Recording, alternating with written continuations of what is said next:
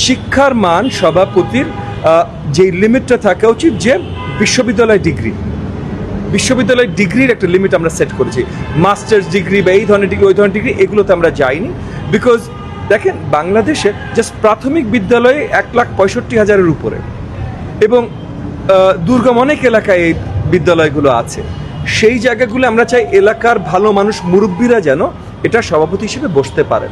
সবার masters PhD থাকবে না, সো আমরা একটা মিনিমাম রিকোয়ারমেন্ট করেছি যে basic university degree, bachelors level বোধহয় বেসিক ইউনিভার্সিটি ডিগ্রি, এবং আমার মনে হয় আমি বিশ্বাস করি এটা এনাফ আমাদের দেশের মতো একটা দেশে এই পদে বসবার জন্য। এর থেকে কমও হয়তো দেয়া যেত, কারণ বাস্তবতা যদি আপনি দেখেন যে সব জায়গায় এটাও আমরা পাবো কিনা, বাট তবু আমরা একটা স্ট্যান্ডার্ড মেনটেন করতে চেয়েছি বলে এই জায়গায় এসেছি।